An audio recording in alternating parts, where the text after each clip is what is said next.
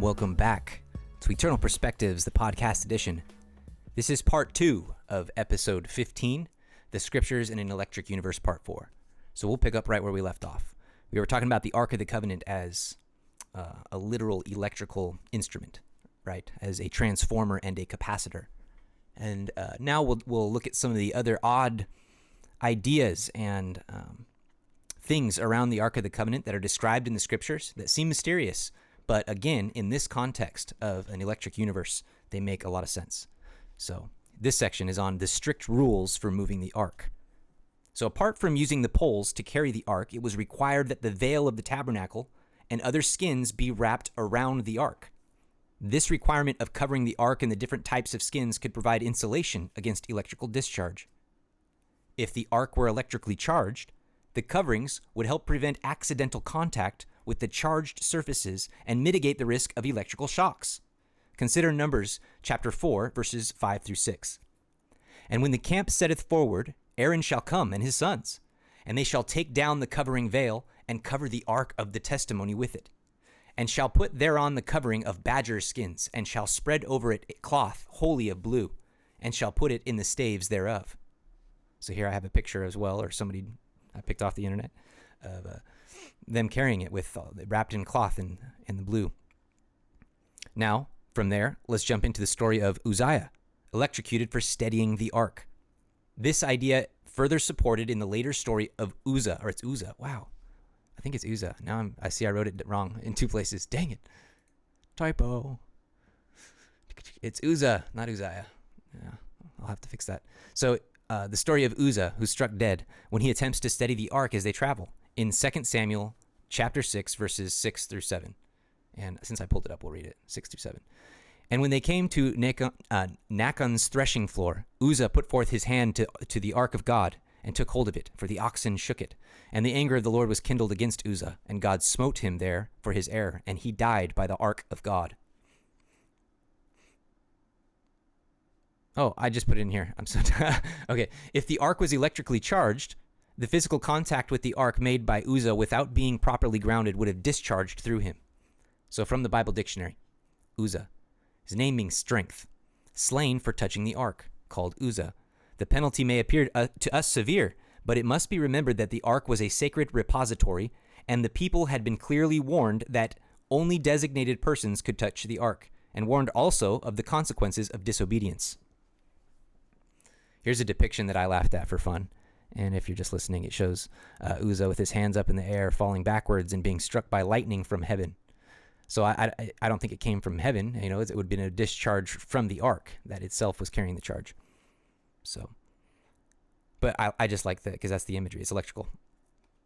The ark used to part the Jordan River. So here's another instance. So we just went over 2 quick ones. So the rules for steadying the ark, or the rules for carrying the ark, just moving it. There's more about that too. I hope I included it later, that they have to be a certain distance from it. Yeah, I think I do later. And then, okay, so the ark was used to part the Jordan River. So after Moses is translated, and then I have a scripture reference there, Bible dictionary passage for Moses says that he was translated. Let's see if I can skip to it.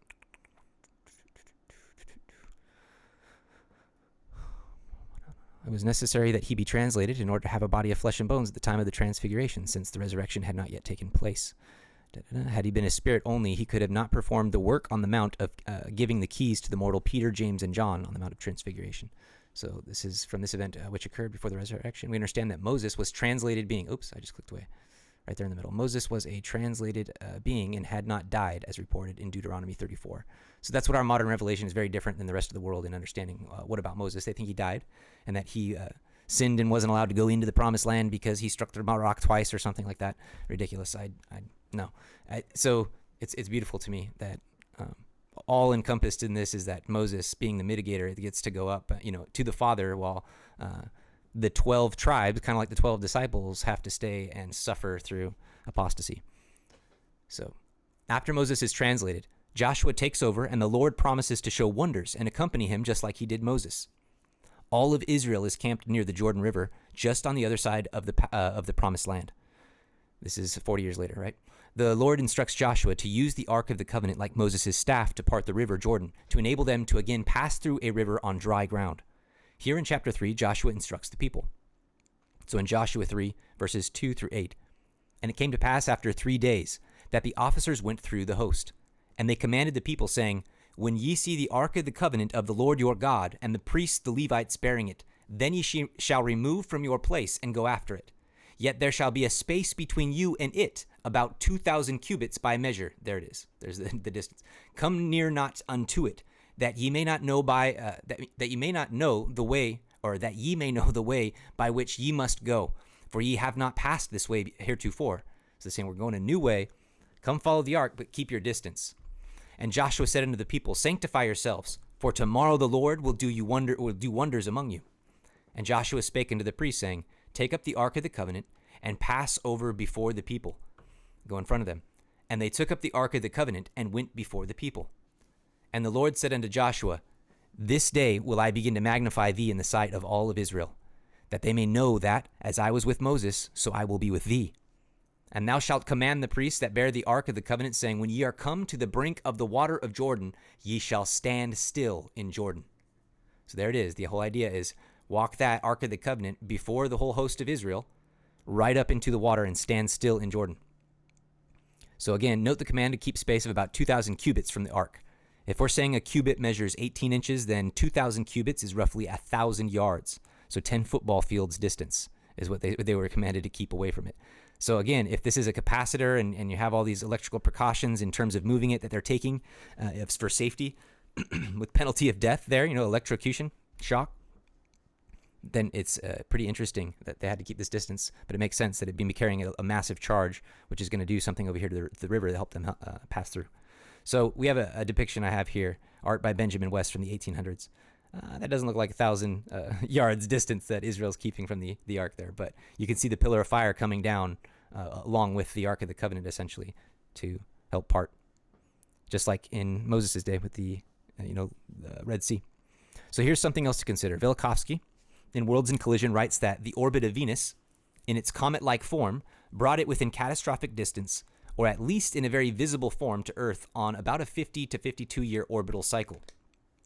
So I'm going to include two sections from Worlds in Collision that connect this idea with the time frame of the Exodus, the 40-year wandering, and the above event at Jordan, and the subsequent conquest of Canaan as the Israelites entered the Promised Land, which Velikovsky cites Augustine as having described it as nearly a 14-year endeavor. So it's like a 14-year conquest after the 40 years of wandering, which would be 50 to 54 years. So right within this 50 to 52 orbital cycle of Venus, having first passed by at the beginning of the Passover, at their exit and release and deliverance from Egypt, and then again returning here to accompany them on their conquests of Canaan after here miraculously passing through Jordan again with them, or through another way through Jordan with them. I hope that makes sense. It makes sense in my head, but sometimes I ramble and I say these long things and I'm like, got it, clear as mud. But to me, it makes sense. Okay, this is also provided as an explanation for the institution of the Jubilee, which is what? Let's read the Bible dictionary definition of Jubilee. The year of the Jubilee. A name given to every 50th year.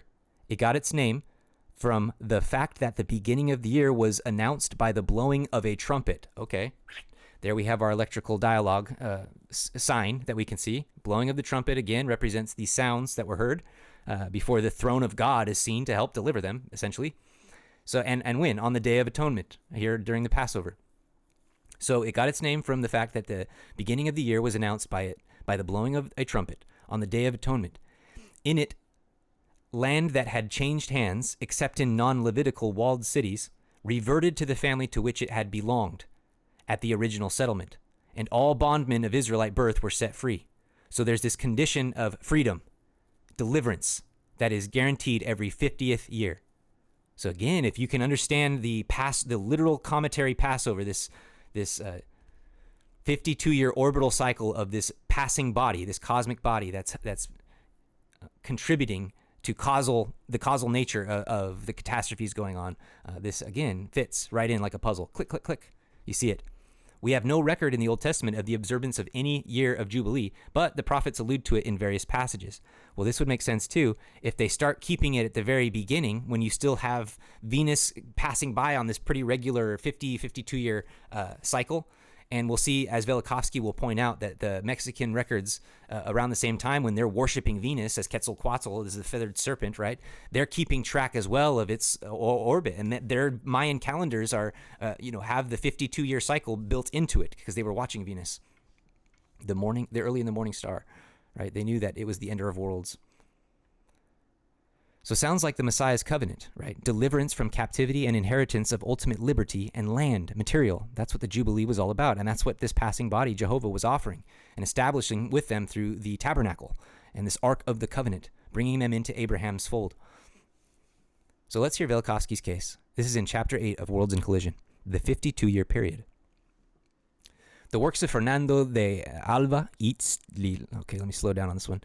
Itzlil Xochitl, Alba Itzlil Xochitl, the early Mexican scholar around 1568 to 1648 AD, who was able to read old Mexican texts, preserved the ancient tradition according to which the multiple of 52-year periods played an important role in the recurrence of world catastrophes. He asserts also that only 52 years elapsed between two great catastrophes, each of which terminated a world age. As I have already pointed out, the Israelite tradition counts 40 years of wandering in the desert. Between the time when the Israelites left the desert and started the difficult task of the conquest and the time of the battle at Beth Horon, 12 years may have well passed. The conquests of Canaan took 14 years. And when he's talking about the battle at Beth Horon, he's talking about what he'll describe later here, the event where stones fall from heaven and kill more of their enemies than what Israel does with the sword and this kind of thing as they're walking in. That is the beginning, again, of this Passover catastrophe caused by Venus. So I digress. Here we go. The conquest of Canaan took 14 years, and the entire duration of Joshua's leadership amounted to 28 years. There exists a remarkable fact. The natives of pre-Columbian Mexico expected a new catastrophe at the end of every period of 52 years and congregated to await the event. When the night of this ceremony arrived, all the people were seized with fear and waited in anxiety for what might take place. They were afraid that it would be the end of the human race and that the darkness of the night may become permanent. The sun may not rise anymore. They watched for the appearance of the planet Venus, and when on the feared day no catastrophe occurred, the people of Maya rejoiced. They brought human sacrifices and offered the hearts of their prisoners, whose chests they opened with knives of flint. On that night, when the 52-year period ended, a great bonfire announced to the fearful crowds that a new period of grace had been granted and a new Venus cycle started. Do you see the parallels of our temple ordinance in incorporating the white stone and a new heart being offered unto the Lord? What does he ask but a broken heart and a contrite spirit? We repeat this over and over again every week, right?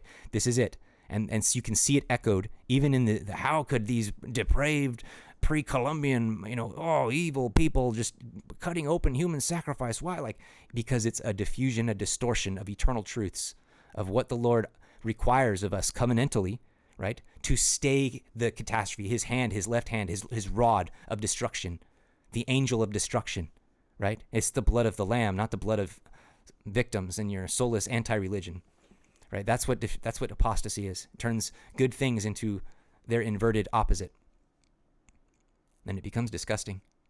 Okay, on that night, on that night when the 52-year period ended, a great bonfire announced to the fearful crowds that a new period of grace had been granted and a new Venus cycle started.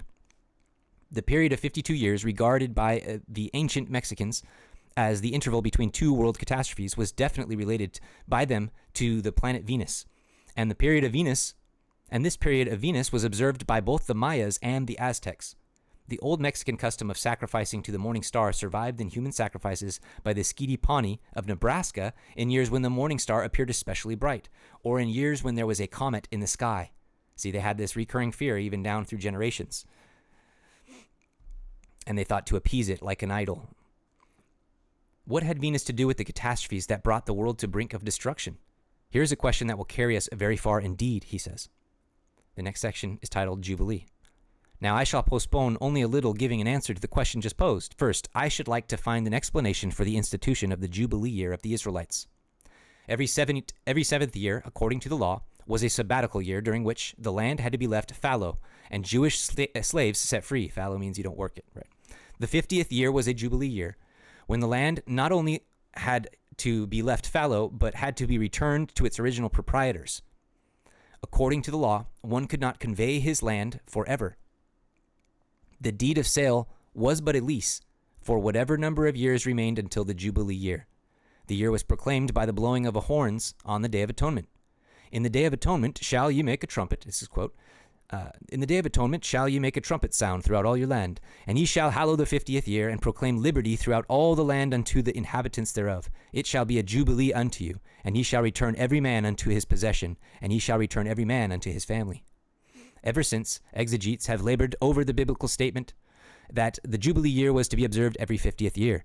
The 7th sabbatical year is the 49th year, and the space of the 7 Sabbaths of years shall be unto thee 49 years, and ye shall hallow the 50th year. To leave the land fallow for 2 consecutive years was too great a demand and cannot be explained by the need of the soil under cultivation for rest. The festival of the Jubilee, with the return of land to its original owners and the release of slaves, bears the character of an atonement, and its proclamation on the Day of Atonement emphasizes this still further. And here I'm in all agreements with him. Was there any special reason why fear returned every 50 years? The Jubilee of the Mayas must have had a genesis similar to that of the Jubilee of the Israelites. The difference lies in the human character of the festival of the Jews and the inhuman character among the Mayas. This is what we talked about, the inversion.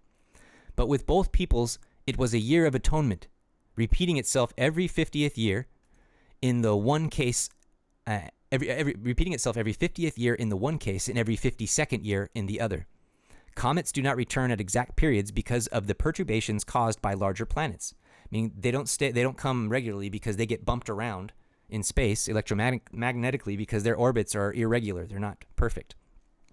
And Venus, when she came roaring out, was in an irregular orbit, and that's where she bumped around and did fighting electrically with the different planets until she's now almost in a perfectly circular orbit, which is inexplainable by common cosmology or mainstream cosmology, and she spins backwards. It's like she's been caught in a net, and like a top, like a dreidel, exactly like a dreidel.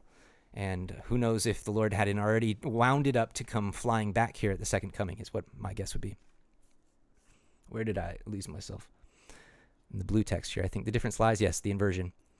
So the difference lies about this 50-year festival and looking forward to destruction and fear and stuff like this. He's like, why? How do we explain this? And the year of the Jubilee as well, this freeing of slaves and returning its land to its owners and atonement. The difference lies in the human character of the festival of the Jews and the inhuman character among the Mayas.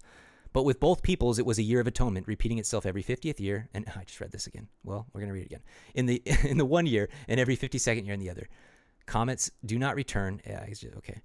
The Mayas expected the return of a catastrophe every 52nd year because that was the interval between the 2 cataclysms that had taken place.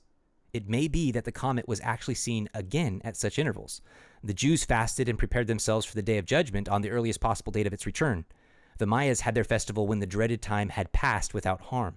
So again, the Jews are at the beginning anticipating it and waiting for it to deliver them, and the Mayas, probably like the Egyptians, just waiting for it to pass and buckling under fear that that they don't get taken this time. So again, I just see it as the 2 schools, a binary that we're always looking at. The children of God who are protected during these catastrophes because they're obedient and they keep the covenants. They make that covenant, same as the covenant of Noah, right? And it's all about destruction of the wicked. And Enoch, same thing, being called back and saving his city from that catastrophe of a judgment. And it doesn't change. Okay. On the Day of Atonement, the Israelites used to send a scapegoat to Azazel in the desert. It was a ceremony of propitiation of Satan. In Egypt, the goat was an animal dedicated to Seth Typhon. So again, you have that same parallel. Seth Typhon being the satanic parallel in Egyptian lore and cosmology as Satan in ours. Now, Azazel was a fallen star, or Lucifer. It was also called Azael, or Uzzah, or Al-Uzzah. According to the rabbinical legend, Uzzah was the star angel of Egypt. It was thrown into the Red Sea when the Israelites made their passage. The Arab name of the planet Venus is Al-Uzzah. Arabs used to bring human sacrifices to Al-Uzzah. Muhammad, too, in his early days, worshipped it, and even today the Arabs seek its help. Think about, again, the Dome of the Rock being the same circle in the square ascension of Venus, like it's a Venus symbol, again, just like we have in our temples and our Holy of Holy and things like that. That's what the Dome of the Rock is. They and the Kaaba and their worship of going around and around it, like it's all commentary. It's all the same Venus worship that gets twisted. And again, their prophecies in eschatology, just as we're hinting to here with this cosmic layer, imply global catastrophe caused by falling stars to the earth. And these stars are actually planets, the same planets here in the system that used to be worshipped. And I believe they will be worshipped again as they start falling. This will be like the new religion. And this is what theosophy and all these are anticipating, and have their seeds and roots of their own prophecies and things like that in the waiting to be accepted when stuff starts to go crazy. Okay. On the day on which the Jubilee year was proclaimed, the Israelites dispatched a placating offering of a scapegoat to Lucifer. But what had Venus to do with the Jubilee and the atonement? Now, what do I extrapolate from this? And we're leaving off Velikovsky there for now. The general idea restated simply is this. The same newly birthed cometary Venus that devastated Egypt and parted the Red Sea for Moses on an erratic orbit began its next close approach to the earth about 50 to 52 years later as Joshua leads Israel over Jordan and into Canaan. Okay. I highly encourage you, again, to read Worlds in Collision. You don't have to wait for me to piece things together or whatever, but it's awesome, especially the more you read it and the more you understand like this paradigm and attach it to the scriptures. Okay. Next instance or event in the scriptures with the ark that seems a little weird. So it's the ark used to siege Jericho. When Israel was commanded to take the city of Jericho, they compassed or moved their whole army around the city once a day for 6 days. Then on the seventh day, the ark was marched around the city of Jericho 7 times with 7 trumpets being blown ahead of it. This is a clear allusion to the creation, 6 days of work, then the Lord's day of rest or resolution on the 7th. The trumpet sounds are also a clear allusion to the Lord's condescension on Sinai. So in Joshua 6, verses 3 through 5, here we have the account. It says, "And ye shall compass the city, all ye men of war, and go round about the city once. Thus thou shalt do 6 days. And 7 priests shall bear before the ark 7 trumpets of ram's horns. And the 7th day ye shall compass the city 7 times, and the priests shall blow with the trumpets. And it shall come to pass that when they make a long blast with the ram's horn, and when ye hear the sound of the trumpet," remember this is the same as the long blast for them to come up to see the Lord at Sinai in Moses' day. It's the same allusion. "And it come to pass that when they make a long blast with the ram's horn, and when ye hear the sound of the trumpet, all the people shall shout with a great shout, and the wall of the city shall fall down flat, and the people shall ascend up every man straight before him." So just as the Lord declared, it was so. Joshua 6, verse 20. "And so the people shouted when the priests blew with the trumpets. And it came to pass, when the people had heard the sound of the trumpet, and the people shouted with a great shout, and the wall fell down flat, so that the people went up into the city, every man straight before him, and they took the city." Here's a depiction. And most depictions, they illustrate the ark as, charged in nature. Look at it. It's got light emanating from it, like it's charged. Now, there are some even that argue carrying the ark across the ground, as they do, was a way to charge it, to have it gain charge. You would have 2 negatively charged surfaces, the outside of the box of the Ark of the Covenant and the ground, which is negative from the earth, moving against each other with, an insulation layer of air between, right? Velikovsky identifies the primary cause of the fall of the walls of Jericho, though, to that of an earthquake. So let's just sprinkle that in our database of looking at this situation of what could have happened here at Jericho, where the walls fell down. So he says, the fall of the walls of Jericho at the blast of the trumpets is a well-known episode, but it is not well interpreted. The horn blown by the priest for 7 days played no greater natural role than Moses' rod, with which, in the legend, he opened the passage of the sea. When the people heard the sound of the trumpet, it happened that the wall fell down flat, he quotes. The great sound of the trumpet was produced by the earth. The Israelite tribes, believing in magic, thought that the sound of the earth came in response to the blowing of the ram's horns for 7 days. The great walls of Jericho, they were 12 feet wide, have been excavated, he says. They were found to have been destroyed by an earthquake. The archaeological evidence also prove that these walls collapsed at the beginning of the Hyksos period, or shortly after the close of the Middle Kingdom, which is right in line with the Exodus. The earth had not recovered from the previous world catastrophe and reacted with continuous tremors. When the hour of a new cosmic disaster approached, the event we described at the beginning of this book only go back to the cataclysms of the Exodus, the upheaval of the days of Joshua when the earth stood still on the day of the battle at Beth Horon. So we'll get into that as well when the sun stood still. But this is what he's talking about, that this earthquake that knocks down Jericho is like precursors, the preliminary electrical dialogue between the returning Venus and Earth, where it's going to cause electrical catastrophe. And as we talk about a lot, natural disasters, earthquakes, storms, lightnings, tornadoes, hurricanes. I just brain farted on all of them, but they're all electrical in nature, even earthquakes. Yes, I think I said that, but because if the earth is electrical, well, yeah, you get the giant current floating through it. So this could explain, and I'm just saying could, how circling the city with an instrument capable of pairing with an atmospheric celestial Birkeland current, because that's what it's doing when the presence and Shekinah of God comes down and rests upon it. It's pulling down that Birkeland current that's connecting the high energy on the upper atmosphere down to a local event, a local place down low, right? So that's what I'm trying to get at. It may cause enough electromagnetic buildup to induce a localized earthquake that struck the city, collapsing the walls. Remember that in an electric universe, most natural disasters and even regular weather phenomena are fundamentally electromagnetically driven. There it is. So within our paradigm, it's not surprising that a sound of trumpets seemingly came from the earth beneath, from the atmosphere above, or before the event of the quake at Jericho. We have documented proof today of eerie trumpet sounds and booms and even lights from the sky and earth that can be experienced before earthquakes. Our synthesis of an electromagnetic understanding of all these things once again renders more understandable an otherwise perplexing mystery to mainstream understanding. Here's a fun website to explore some strange sounds recorded in the sky, and I've got a link to that there, so check that out at your own time. The event at Jordan and later at Jericho could very well be part of Venus's next closest approach or perigee to Earth after the Red Sea Passover. Similar event. I jumbled that one.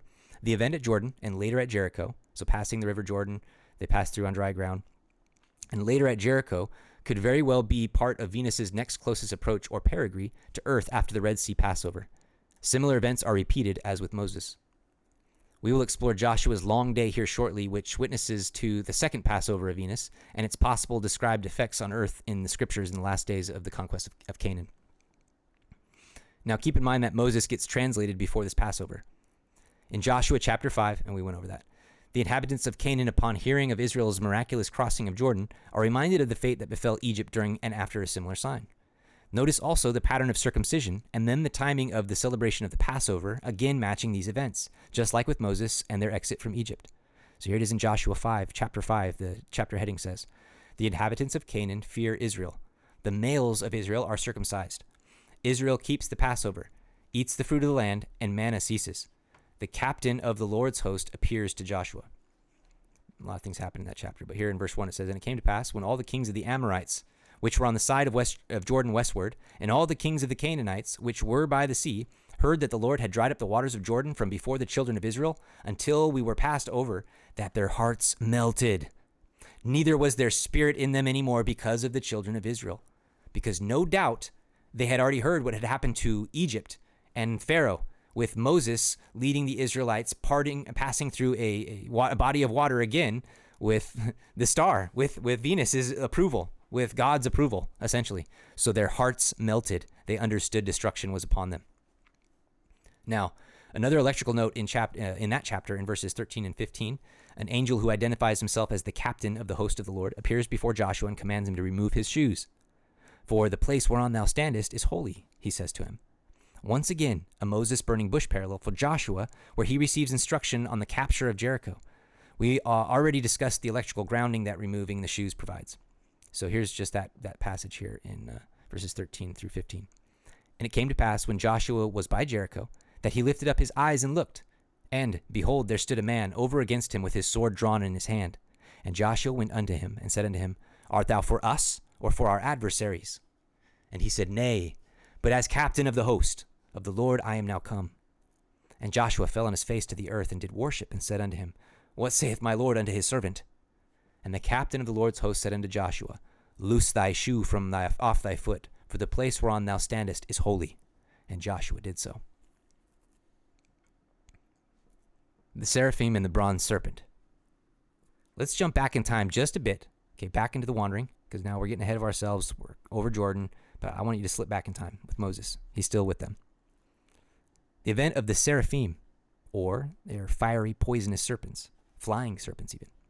And the bronze serpent of Moses is another story of the scriptures that seems enlarged by and in harmony with our catastrophic and electric paradigm. So let's explore how and why, starting with some baseline definitions. We will read the scriptural account, check our definitions, then we will bring in Velikovsky and our Cosmism filter to recap. So we find the event recorded in the book of Numbers, chapter 21, verses 4 through 9. Let's read those to get familiar with the story again. And I've got the picture up of it, where Moses is commanded to put a bronze serpent on a staff. And so, Numbers 21, verses 4 through 9.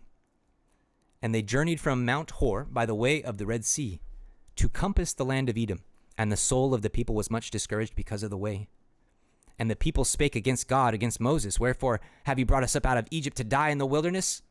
For there is no bread, neither is there any water, and our soul loatheth this light bread.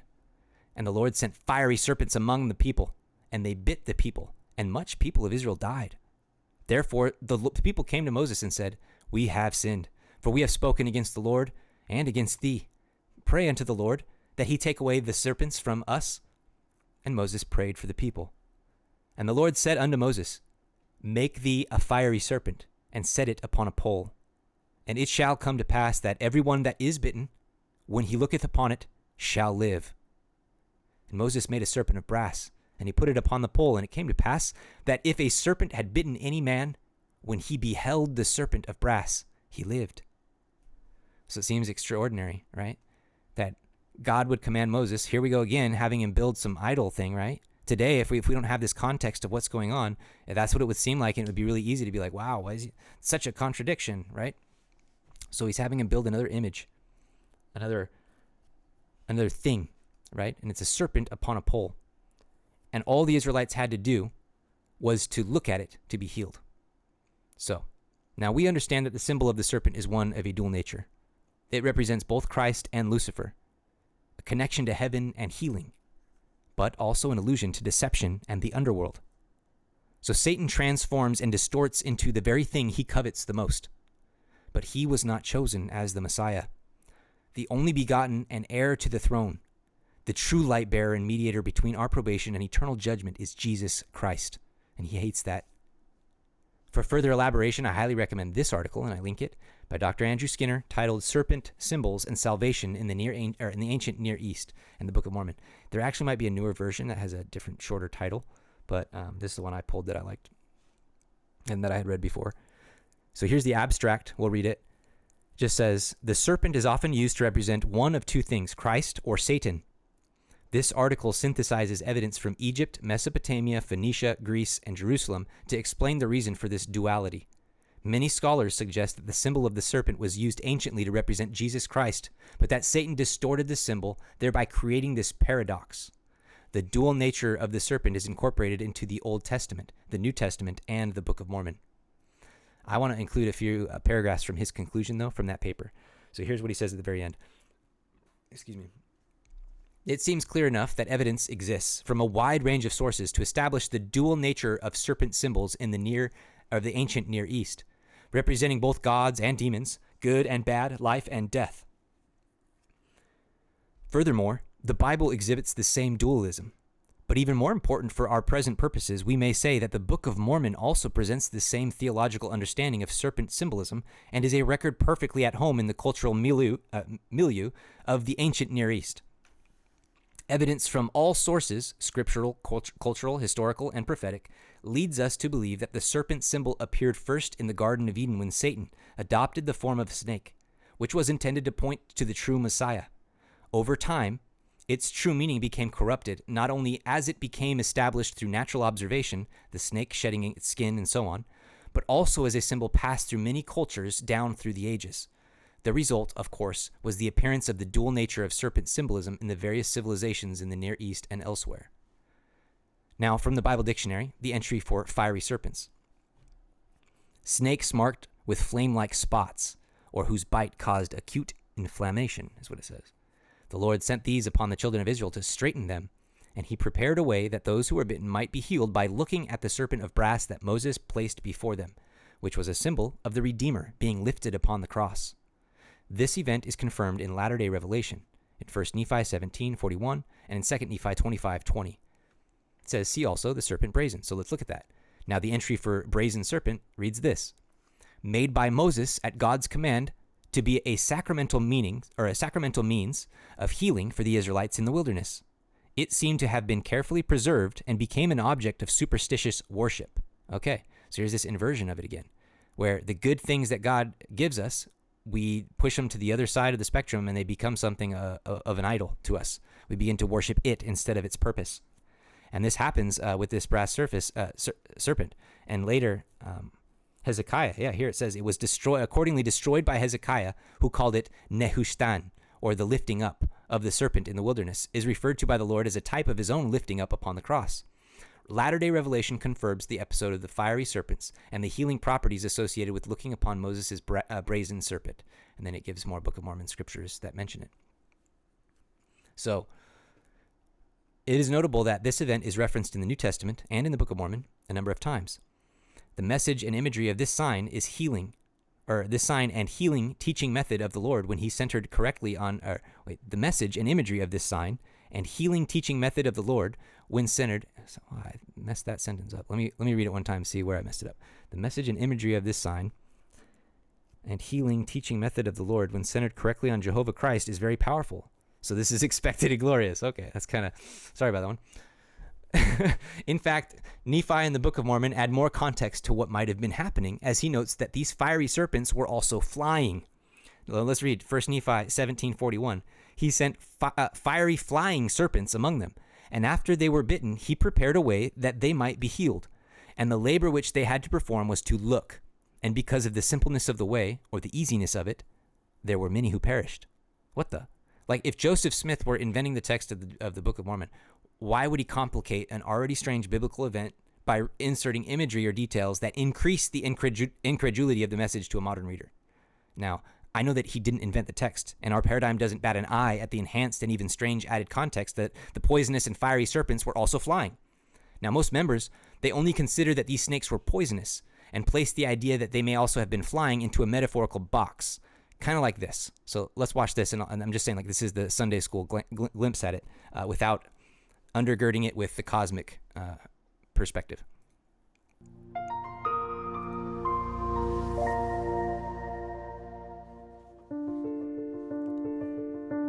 It says, why did Nephi say serpents can fly? Numbers chapter 21 talks about fiery serpents encountered by the children of Israel. In 1 Nephi 17, Nephi explained that these were flying fiery serpents. Why would Nephi add this distinction? Fiery serpents in Hebrew comes out of the word seraphim. This word is used in Isaiah chapter 6 to describe the fiery winged beings who protect the throne of God. Also, many ancient artifacts from both Israel and Egypt depict serpents with wings.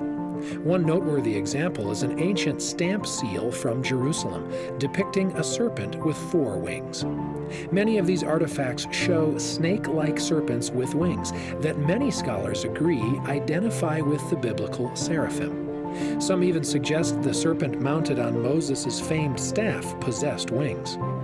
The seraphim, or fiery serpents of old, were known anciently as fierce protectors of Davidic kings. Growing up in Jerusalem, Nephi was probably familiar with these ancient images of winged serpents, making it likely for him to include flying in his description of serpents to his family. And now you know why.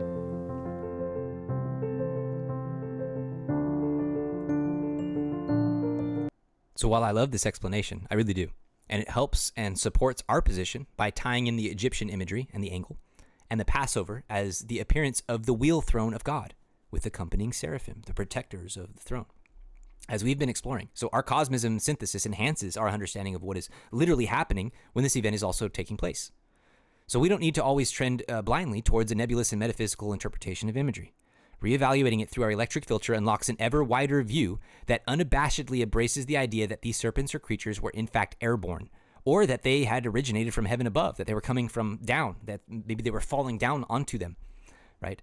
As had the hot stones, the hail, barad, the red dust, the oil and pitch and other elements, the naphtha, the manna and honey, the milk, the very pillar and cloud of fire and smoke. Were these creatures electric in some way? Was their sting and bite, that's described as poisonous, and one of paralysis and electrocution instead of, or in addition to, toxic venom? I don't know, but right? Here's an image to kind of display that. Like, I'm just saying, with our added vision and enhanced wide lens view, the possibilities aren't very, they're endless at this point. So speaking of the dual nature, an aspect of the serpent, let's remind ourselves of the Greek mythological Gorgon, Medusa, who modern comparative mythologists have identified as beautiful Venus in her terrible aspect. So here's a quick wiki recap. Medusa. In Greek mythology, Medusa, also called Gorgo or the Gorgon, was one of the three Gorgons. Medusa is generally described as a woman with living snakes in place of hair. Her appearance was so hideous that anyone who looked upon her was turned to stone. Medusa and her Gorgon sisters, Euryale and Stheno, were usually described as daughters of Phorcys and Ceto. Of the three, only Medusa was mortal. Now, Medusa was beheaded by the Greek hero Perseus, who then used her head, which retained its ability to turn onlookers to stone, as a weapon, until he gave it to the goddess Athena to place on her shield. Okay, so this is Venus right here having on her shield the head of Medusa. So this ability to paralyze, to turn into salt, to pillars of salt, to stone, right, to burn, to electrocute. So in classical antiquity, the image of the head of Medusa appeared on the evil-averting device known as the Gorgonelon, something like that. Okay, let's see. According to Hesiod, she lived and died on Sarpedon somewhere. Okay, that doesn't matter.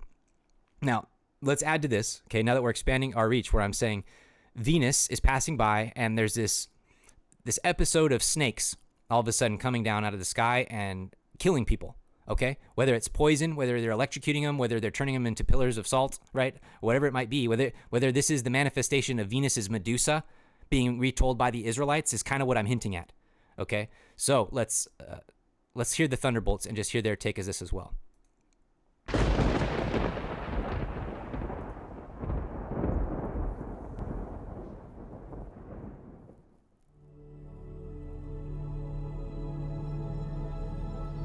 Just entered the theater of an alien sky. If the words and images seem strange to you, there's a reason for this.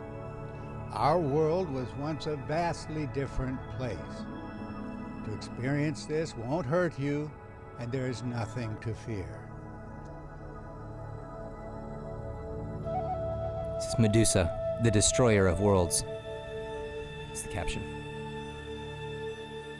Amongst the most terrifying figures of Greek mythology were the monstrous Gorgons. The Gorgon idea emerged as an overarching symbol of terror wherever its influence reached. Most modern treatments of the subject imply that there were 3 Gorgons, but the historical evidence makes clear that only one was known more anciently, the Gorgo, one goddess with a threefold aspect. Today, it's commonly recognized that the Gorgon triad was originally indistinguishable from another well-known triad called the Grey, described as 3 goddesses sharing a single eye. That's a clue and surely no coincidence. I just want to interject here this symbolism of three witches, essentially. Think of the movies. What is that? Hocus Pocus, I think it's the one with the three witches with the black candle and all that stuff. Yeah, that's totally a magical diffusion of this idea, because the witches on a broomstick, or a witch on a broomstick, is also what a comet is described as looking like, appearing at certain times at midnight or the witching hour in the sky up at, Okay, so just a side tangent to keep in mind with this as well, that much later in history, you'll have this same archetype being used in witchcraft.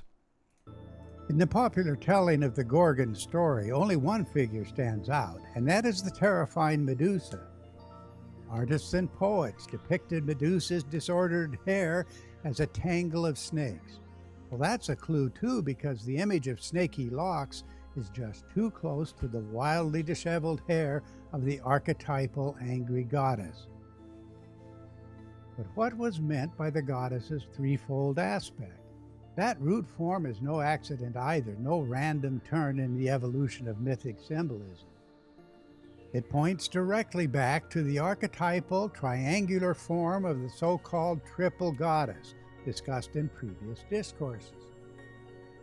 Seen in its historical context, the image takes us back to the visual appearance of the planet Venus in the polar configuration. More specifically, the emergence of the archaic goddess from the triangular seed of creation itself.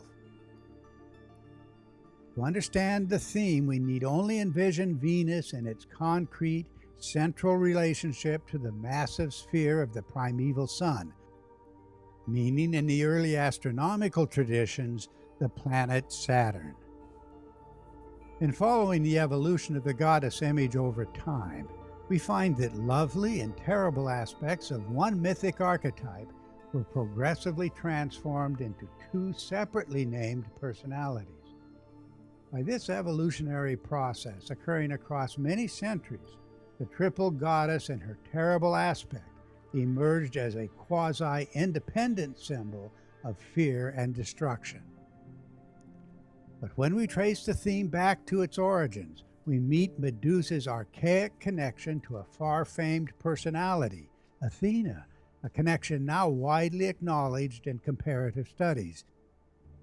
There is good reason why we see the head of Medusa in the center of the very aegis or shield with which Athena herself was so closely. And it's showing a diagram here. I really encourage you to look at the imagery in the Discourses of an Alien Sky when you're watching the Thunderbolts Project videos. The impact that the images of these ancient things and relics that they describe are spot on. Like, you start to see it. Like, this is the dual-winged comet with snakes coming out of it and around it. So again, it makes you wonder what exactly was going on here with the fiery flying serpents, as Nephi expands the ridiculousness of it by adding flying to it. So let's continue on, because the rest of this is very good. Identified.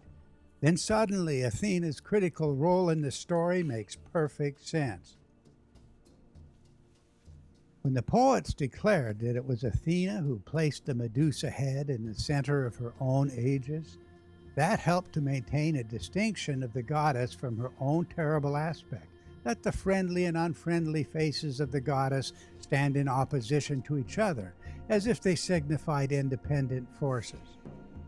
Not surprisingly, we see the same Gorgon head in the center of the shield of Heracles, and in shield symbolism more generally. That is how the terrible goddess came to stand as the great protectress, placed in the service of the archetypal warrior hero. The same idea stands out in the placement of the Medusa head over the entrances to temples, underscoring the angry goddess's original function as protectress.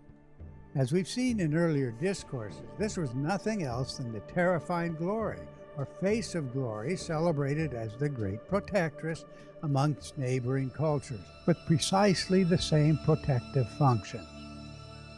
As should be expected, the tangled hair easily merged with other symbols of the planet Venus's cometary aspect.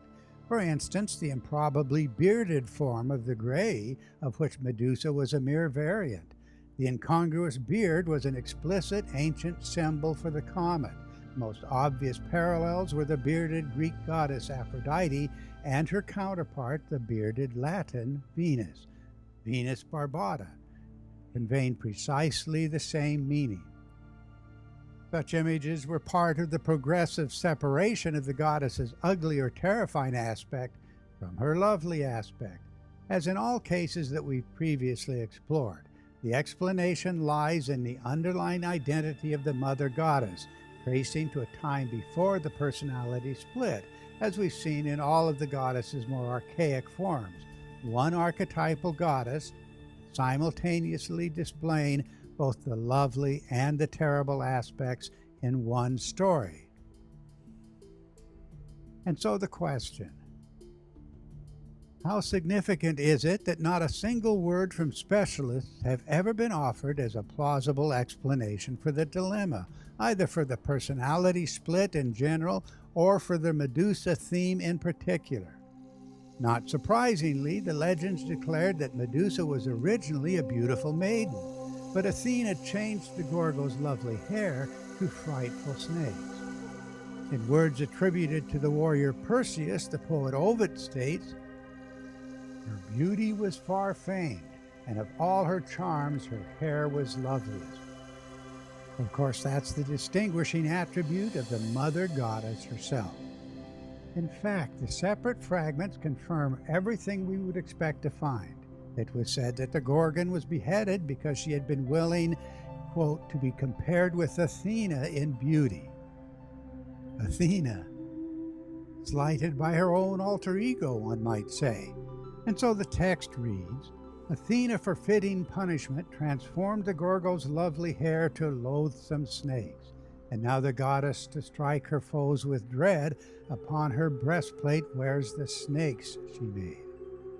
Well, that's quite a giveaway of the original story.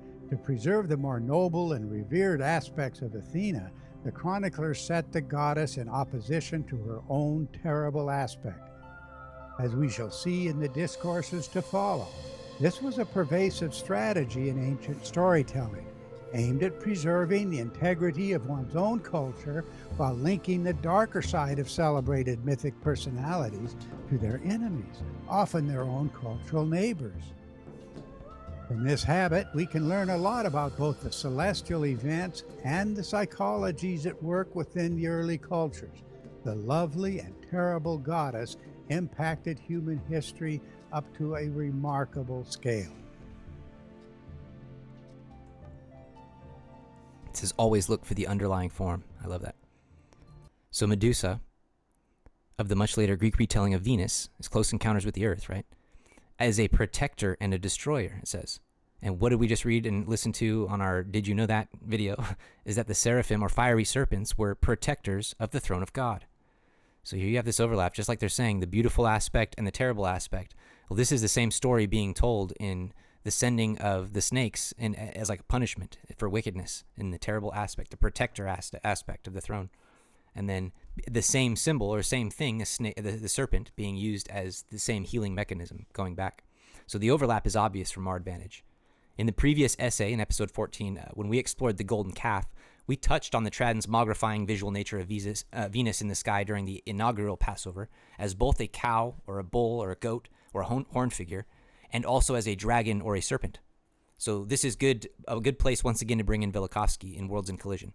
So from the section titled The Worship of the Morning Star, it reads, now that it has been shown that it was Venus which, at an interval of 52 years, caused two cosmic catastrophes in the 15th century before the present era, we understand also the different historical connections between Venus and these catastrophes. In numerous biblical and rabbinical passages, it is said that when the Israelites went from Mount Sinai into the desert, they were covered by clouds. These clouds were illuminated by the pillar of fire, so they gave a pale light. With this should be connected a statement of Isaiah. The people that walked in darkness, quote, have seen a great light. They that dwell in the land of the shadow of death, the light of Noga was upon them. Noga is Venus. And if you look at some Hebrew interpretations, I did find it was Naga or Noga or the same thing. And across languages, Naga is the name of a snake or a serpent.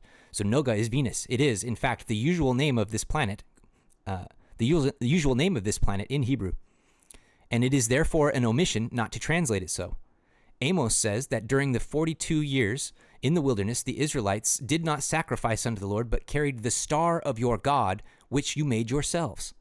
St. Jerome interprets this star of your God as Lucifer, the morning star. But what image of the star was carried in the wilderness?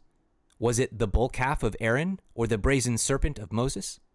And Moses made a serpent of brass and put it upon a pole, it says. Of this serpent, it is said that it was made with the purpose of providing a cure for those bitten by snakes. 7.5 centuries later, this brazen serpent of Moses was broken by King Hezekiah, guided in his monotheistic zeal by the prophet Isaiah. For unto those days the children of Israel did burn incense to it. So again, they were worshiping it, like we talked about before with the gold calf. The brazen serpent was most probably the image of the pillar of cloud and fire, which appeared as a moving serpent to all peoples of the world. St. Jerome apparently had this image in view when he interpreted the star mentioned by Amos as Lucifer, or it was the Star of David, the six-pointed star, ? Or was it the Star of David, the six-pointed star, ? So he's getting into what I played with the imagery in our last episode 14, with the Star of David and the horns of the goat and, all the Luciferian symbolism that he steals, or even the pentagram, the five-pointed star. All these things that we're talking about being associated with a comet and a planet, and then also being distorted by astrologers and sorcerers and witchcraft, right? Like this is, that's the MO. You're in the right place if that's the dichotomy or the paradox that you see. Now, the Egyptian Venus Isis, the Babylonian Venus Ishtar, the Greek Venus Athene, were goddesses pictured with serpents and sometimes represented as dragons. Ishtar, the fearful dragon, wrote Banipal. The morning star of the Toltecs, Quetzalcoatl, also is represented as the great dragon or serpent. Coatl in Nahuatl is serpent, and the name means a feathered serpent.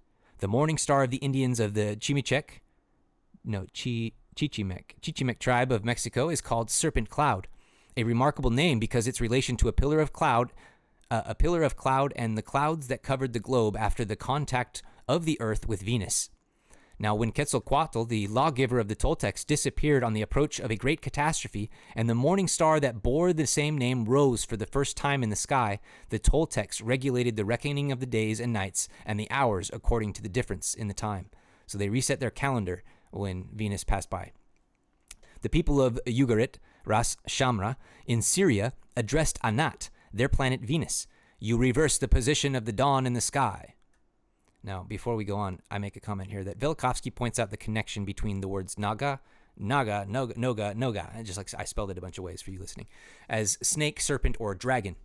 So to the same definition of comet and the planet Venus in cultures across the globe at the same time. So which cometary Venus was the source and cause of the pillar of cloud and fire. So he's associating all these words, snake with Naga, with Venus, with comet, with the pillar of a cloud and fire. So like these are all being described as the same thing. Here are some of the references from the section above. He references Isaiah 9:2 when he talks about that the Israelites walked in the shadow of death under the cloud of the Noga, or the light of the Noga, the serpent. And then in 37, he says here, he's quoting the Tractate Shabbat, a Midrash Rabbah. So it's just some commentary, Midrashim commentary. He says, in the Hindu pantheon, Naga or snake gods are apparently the comets. There's a quick line on that one I liked. And then I think that was it. So here's the paragraph from Amos 5 that's cited, because there is a footnote for Amos 5:26. Notice the explicitly stated connection of the tabernacle and its images, including the brazen serpent, to a star in heaven, and how Israel fell into idolatry through centering them on something other than the Lord. So Amos 5. I despise your feast days, and I will not smell in your solemn assemblies. Remember this again, the feast days, the Passover, the smell in terms of frankincense and offering these things and what it meant with what we're talking about, this literal Passover, where the sky changes, the sky falls, and it's amazing. So he says, though ye offer me burnt offerings and your meat offering, I will not accept them. Neither will I regard the peace offerings of your fat beasts. Take thou away from me the noise of thy songs, for I will not hear the melody of thy viols. So he's saying, don't play the songs, don't invoke the name of me passing over when you don't worship exactly what it means. You worship something else. But let judgments run down as waters and righteousness as a mighty stream. Have ye offered unto me sacrifices of offerings in the wilderness 40 years, O house of Israel? No, but ye have borne the tabernacle of your Moloch and your Chayun, your images, the star of your God, which ye made to yourselves. Therefore I will cause you to go into captivity beyond Damascus, saith the Lord, whose name is the Lord, the God of hosts. And we broke that down in a previous segment, but here he is calling it, associating these symbols and these things they made to stars, Moloch and Chiun and these things being exactly planetary idols. Now, this note is interesting as it pertains to the brass serpent and the curative properties that it possessed. This is going back to Velikovsky's, what we read from Velikovsky there. He says in his footnote 41, those who were bitten by serpents looked at the brazen serpent for cure. Can a psychosomatic relationship go such a long way? The practices of psychosomatic is like mind affecting the body, like sicknesses that can be, or healing just like through mental. I don't know if I'm describing that right. I think I wrote the definition somewhere. Defined as, oh yeah, here it is. Defined as of, relating to, involving, or concerned with bodily symptoms caused by mental or emotional disturbance. So like sickness, physical sickness caused by mental things. That's what psychosomatic means, and they're real. So he says, can a psychosomatic relationship go such a long way? The practices of the snake worshippers lend some credence to the physiological background of Numbers 21:9, but it is outside the scope of the present research to go into these details. He says, the fact that Moses made an image in violation of the second commandment of the Decalogue is not necessarily inconsistent with his being monotheist. See, he's bringing up the same drum that we've been beating on, that it was the placement of the worship to the thing and away from God, Jesus Christ, or Jehovah, that was the downfall and led to their apostasy. So there are many churches today where symbolic and even human figures are deified by people who profess to be monotheists. But as time passed, the presence of the serpent of Moses in the temple of Jerusalem became so objectionable that the spirit of the prophets in the days of Isaiah, the serpent was broken into pieces. Even though its original purpose may have been curative, it being the image of the angel who was sent in the pillar of fire and cloud to save the people of Israel from slavery, the brazen serpent with the lapse of time became an object of worship.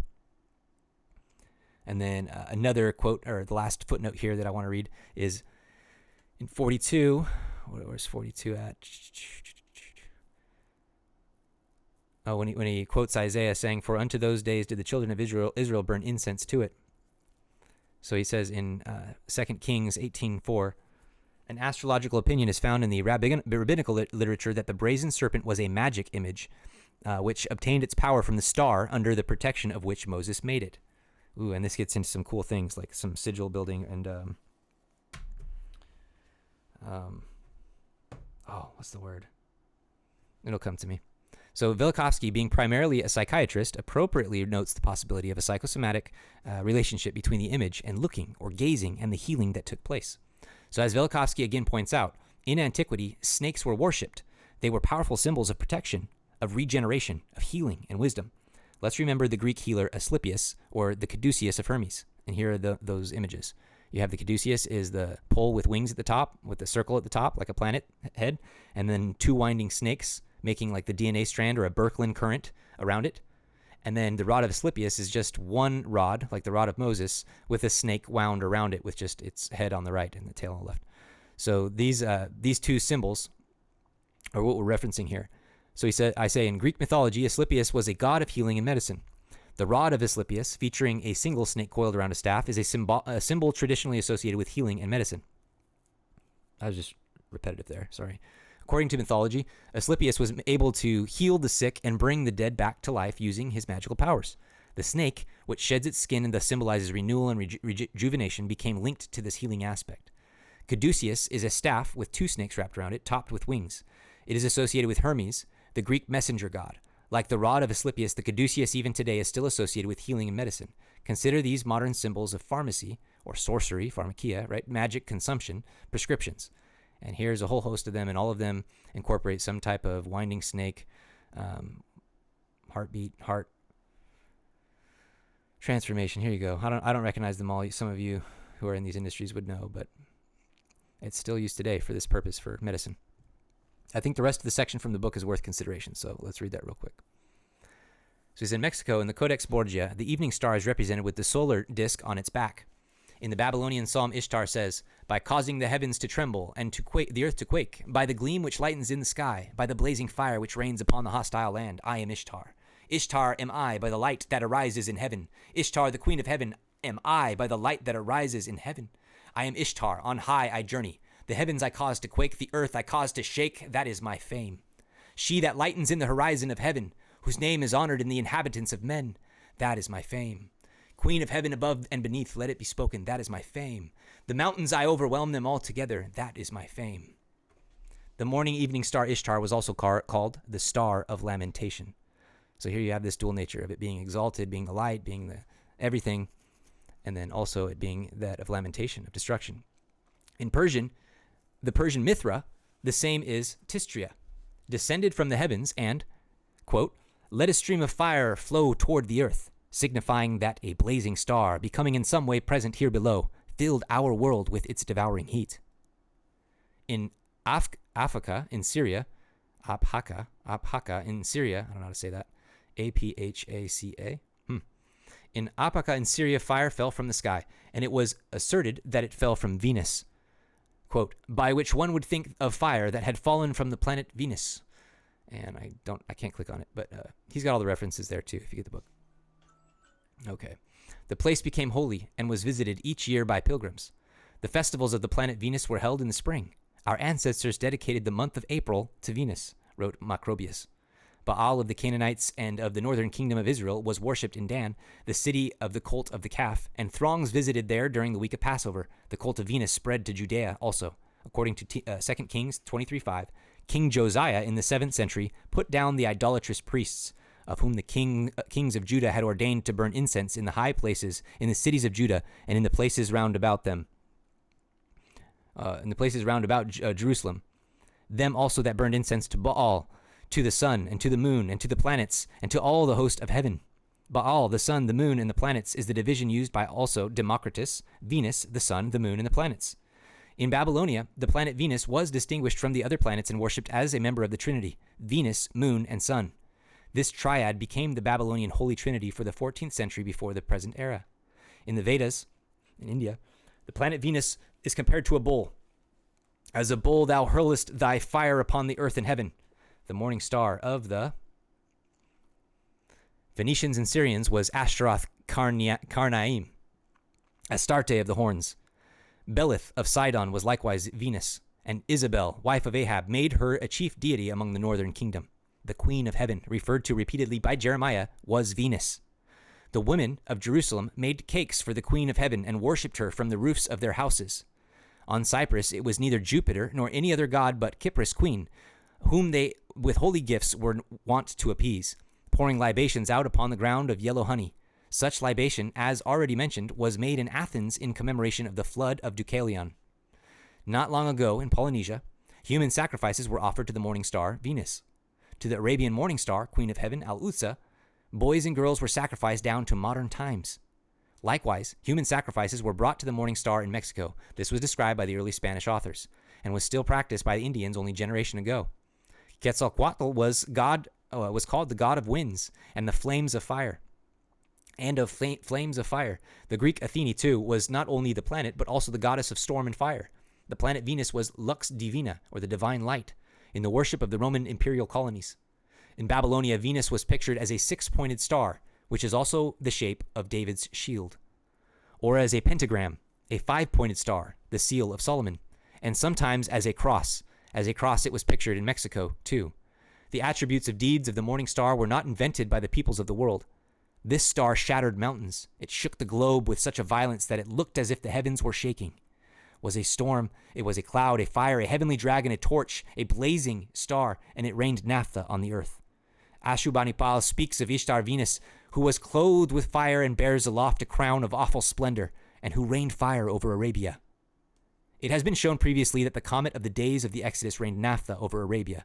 In the attributes and in the deeds ascribed to the planet Venus, Isis, Ishtar, Athene, we recognize the attributes and deeds of the comet described in the earliest sections of this book. Bam, dude. I love it. Here's my commentary a little bit. It says, it's full of further correlation between the planetary idolatry of the surrounding cultures and the same primary agent of the Exodus, the planet comet Venus. It is planetary idolatry that tempts and ultimately shatters and scatters Israel through their unfaithfulness to the Lord and their conversion to the pagan rites and worship from the pressures of their surrounding environment. So just as the symbol of the serpent is both a representation of Jesus Christ and of Lucifer, so too is the symbol of the morning star both a representation of Christ and his sacrificial atonement, his resurrection, his rejuvenation to celestial glory, as well as of Lucifer and his terrible aspect of the fallen divine, the forked tongue of the underworld. Here's a few excerpts from the book Sacred Walls by Gerald E. Hansen Jr. that reinforce this connection of Christ as the morning star Venus on the Nauvoo temple. It's a good book if you don't have it. It's got really wonderful images too, by Val Brinkerhoff. Shout out Val. Here's a depiction of what the following quote is describing here. And so this is the inverted, the 5-pointed star on Nauvoo Temple that you'll find on very smart, Reddit forums, being the revelation of, how we worship Lucifer. So here's your answer to it. The inverted star, above it, right here, this is what they're describing. So here they're talking about above this Saturnian sun is what I'll call it, right? The triple mountain. You have the 3 mountains, the 3 layers, the 3 degrees, and then the horns and trumpets blowing at its arrival. So it could be just like the face of Venus poking through the clouds too, like the day of deliverance. But this is the sun. Whatever sun is, in charge of your calendar and your rotation, that's your sun. But this star is pointing to that star is what he's going to say, and because it's positioned above it.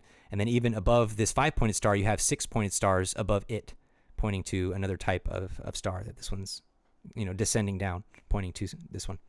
Now, I'll read it again. The inverted star above it, the sun bursting forth from the 3 cloud veils, or triple mountain as I like to call it, now pointing down to the sun, is the morning and evening star, the first and last star to appear in the sky at daybreak and dawn, a symbol of Christ.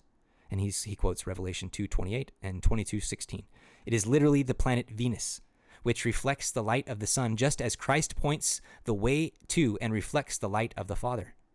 The stained glass windows in the inverted pointed the stained glass windows with the inverted pointed stars surrounded by the 12 stones also represent Christ as the central focus for all of Israel, just as the tabernacle of Moses, positioned at the center of the camp of Israel, surrounded by the tents to the 12 tribes on all sides. Those also signified the centrality of God. See Numbers 2:1-34. And so it's talking about this right here, this one.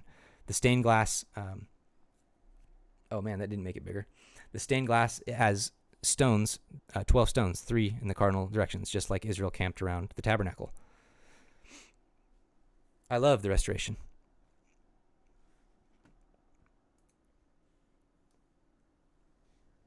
Joshua's long day. So we fast forward back to Joshua's day, shortly after Israel has miraculously crossed the River Jordan with the Ark of the Covenant to enter into the Promised Land.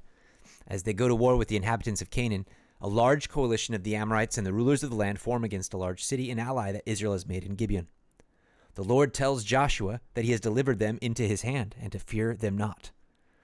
And here we read that in Joshua 10, verses 5-9.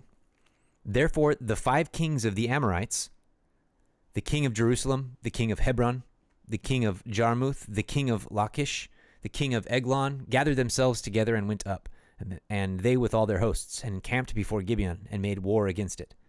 And the men of Gibeon sent unto Joshua to the camp to Gilgal, saying, Slack not thy hand from thy servants, come up to us quickly, and save us, and help us. For all the kings of the Amorites that dwell in the mountains are gathered together against us.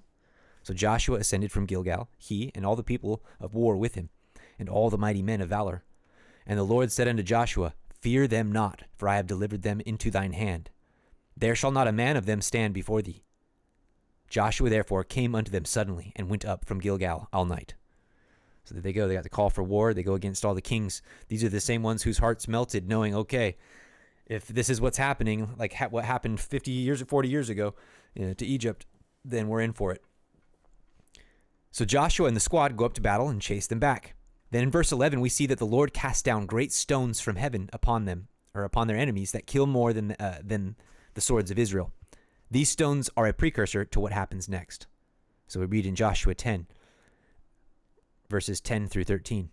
And the Lord discomfited them before Israel, and slew them with a great slaughter at Gibeon, and chased them along the way that goeth up to Beth Horon, and smote them to Azekah, and unto Makkedah. And it came to pass, as they fled from before Israel, and were going down to Beth Horon, that the Lord cast down great stones from heaven upon them unto Azekah, and they died.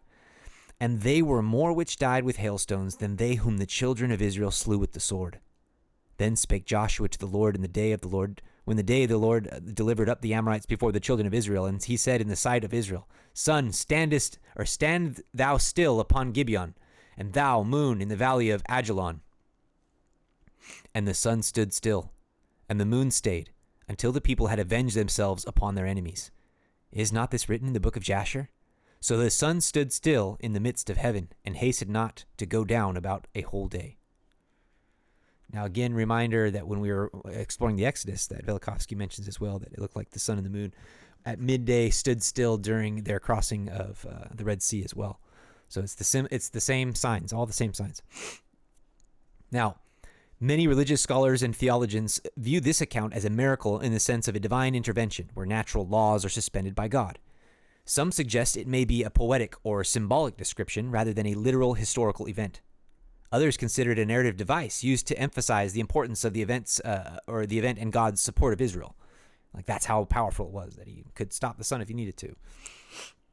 Latter-day Saints aren't afforded these these escapist interpretations, no, because the Book of Mormon also witnesses to a literal cosmic event, and we understand the nature of miracles is not a suspension of laws, but a more perfect and righteous use of them.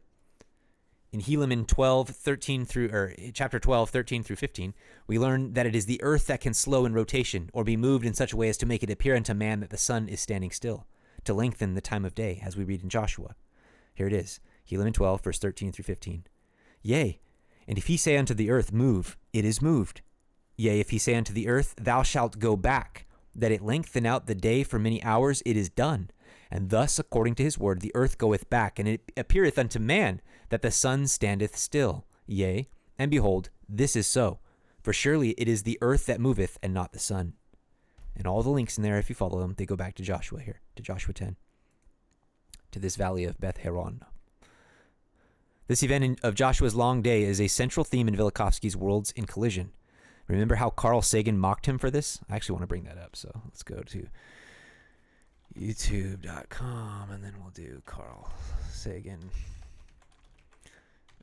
Velikovsky. So we've watched this before, but let's watch it again with new eyes now, having understood this a bit. There is a curious argument alleging major recent collisions in the solar system proposed by a psychiatrist named Emanuel Velikovsky in 1950. He suggested that an object of planetary mass, which he called a comet, was somehow produced in the Jupiter system. He doesn't say exactly how it's produced, but maybe it's spat out of Jupiter.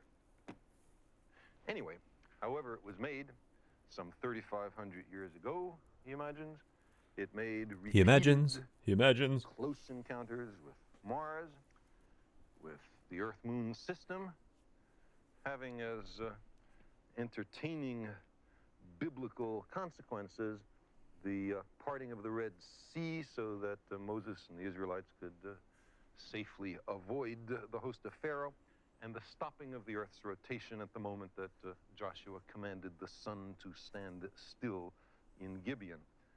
He also imagined that there was extensive flooding and volcanoes all over the Earth at that time. Well, then after a very complicated game of interplanetary billiards is completed, Velikovsky proposed that this comet entered into a stable, almost perfectly circular orbit, becoming the planet Venus, which he claimed never existed until then. Now, these ideas are almost certainly wrong. There is no objection in planetary astronomy to collisions. We've seen collision fragments and evidence through. All right, so this is where then he turns on it. So he sets it all up with the sarcasm in the language. And psychiatrist Velikovsky. Yeah, so, but again, now this should be making more sense in terms of what we've been studying in the scriptures and the story of the Israelites and Moses and everything. And here we are at this. And the modern science says there's no way that the earth could slow in its rotation. Yet, guess what? We just read in the Book of Mormon, the most correct book ever, that here it is. That's exactly what happens. So Carl Sagan is wrong. And he's in his arrogance, he's throwing everything out that Velikovsky's presenting, which is well researched and documented. And Sagan chooses to ignore instead the voice of our ancestors for the smell of his own man sweat. It's gross. Okay. Let's see. It was his proposal that Venus was the planet star. So Velikovsky, it was his proposal that Venus was the planet star comet that passed over at Passover, and which orbitally returned about 52 years later to engage the Earth in similar phenomenon during the conquest of Joshua. And the most spectacular of which was to cause a change in the Earth's rotation and position, so as to make it appear that that the sun and moon stood still to one hemisphere, and that they were suspended from rising in another. So let's call in Velikovsky here. In the section in Worlds in Collision called On the Other Side of the Ocean, it says, the book of Joshua, compiled from the more ancient book of Jasher, relates the order of events. Joshua went up from Gilgal all night. In the early morning, he fell upon his enemies unawares at Gibeon, and chased them along the way that goes up to Beth Horon.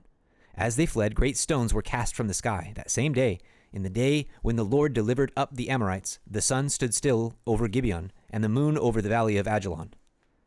It has been noted that this description of the position of the luminaries implies that the sun was in the forenoon position. The book of Joshua says that the luminaries stood in the midst of the sky. Allowing for the difference in longitude, it must have been early morning or night in the Western Hemisphere. We go to the shelf where stand books with the historical traditions of the Aborigines of Central America. So he's like, let's look in the Western Hemisphere. So the sailors of Columbus and Cortez, arriving in America, found there literate peoples who had books of their own. Most of these books were burned in the 16th century by the Dominican monks. Very few of the ancient manuscripts survived. And these are preserved in the libraries of Paris, the Vatican, the Prado,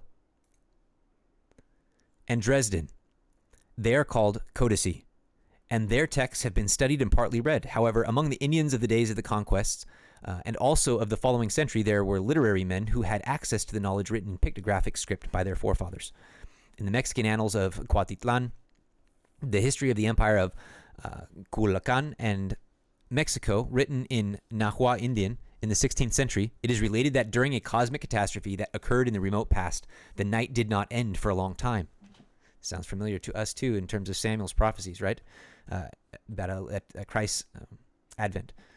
The biblical narrative describes the sun as remaining in the sky for an additional day, about a whole day. The Midrashim, the books of ancient traditions not embodied in the scriptures, relate that the sun and the moon stood still for 36 itum, or 18 hours, and thus from sunrise to sunset, the day lasted about 30 hours. In the Mexican annals, it is stated that the world was deprived of light, and the sun did not appear for a fourfold night. In a prolonged day or night, time could not be measured by the usual means at the disposal of the ancients. Sahagún, the Spanish savant who came to America a generation after Columbus and gathered the traditions of the Aborigines, wrote that at the time of one cosmic catastrophe, the sun rose only a little way over the horizon and remained there without moving. The moon also stood still. Now, I am dealing with the Western Hemisphere first because the biblical stories were not known to its Aborigines when it was discovered. Also, the tradition preserved by the Sahagún bears no trace of having been introduced by the missionaries. In his version, there is nothing to suggest Joshua ben Nun and his war against the Canaanite kings.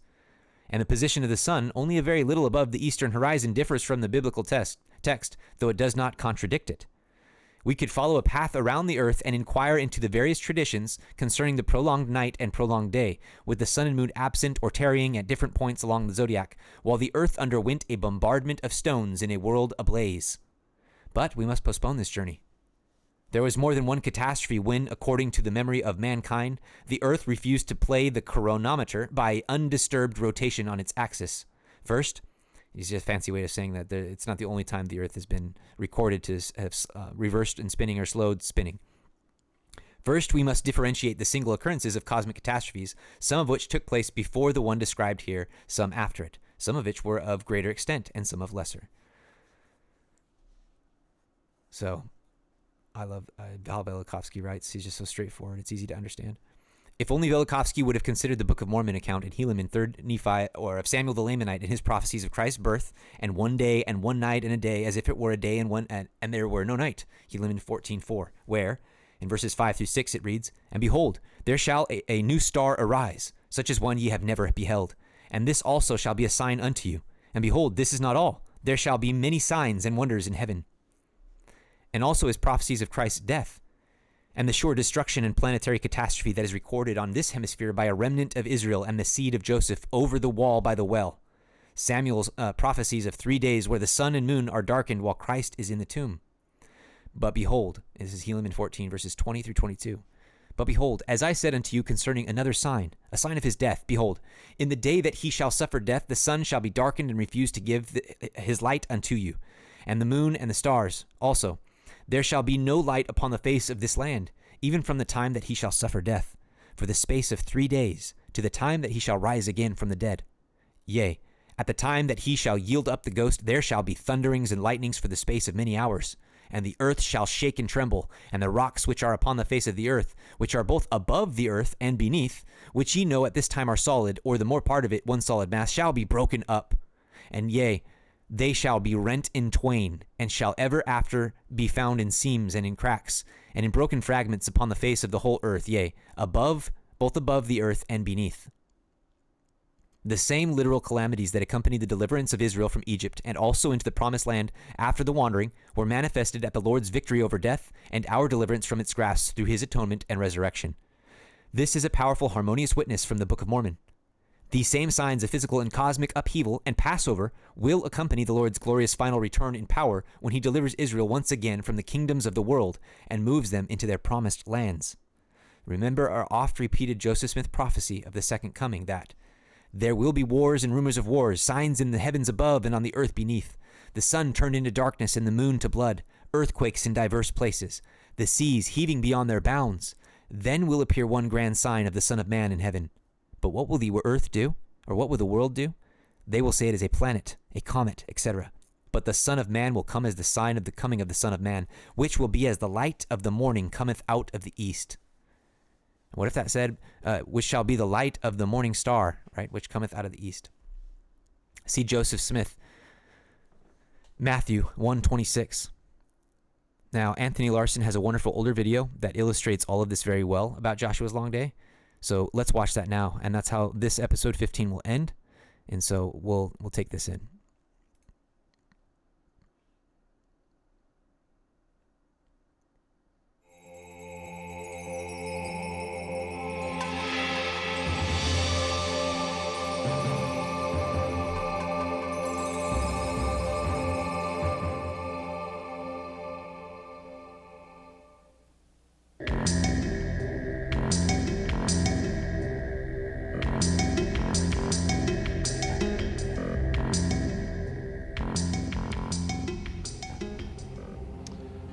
Just a side note, I know Tony Anthony Larson, he was also a composer and loved music, and so I think a lot of the music on his videos and stuff are his own original works and art and stuff like that. So another creative guy with vision, I believe. So hello, I'm Anthony Larson. In the next few minutes, we're going to explore some fascinating ideas in Scripture that you may not have noticed before, although they've always been there. It promises to be a journey of discovery and insight.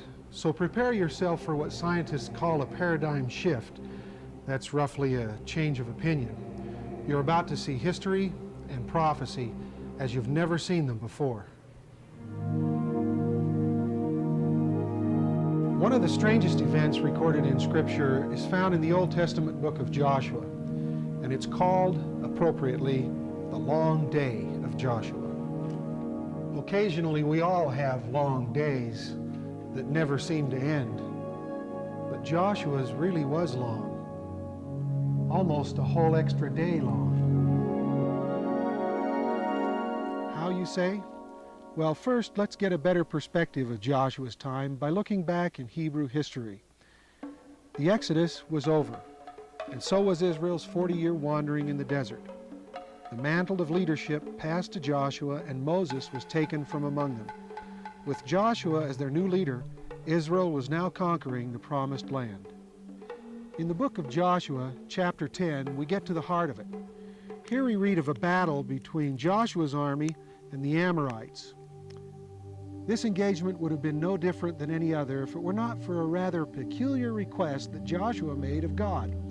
Verse 12 reads, Then spake Joshua to the Lord, and he said in the sight of Israel, Sun, stand thou still upon Gibeon, and thou, moon, in the valley of Ajalon. So the sun stood still in the midst of heaven, and hasted not to go down about a whole day. Needless to say, if events occurred as recorded here in the Old Testament, then something happened that you and I don't see every day.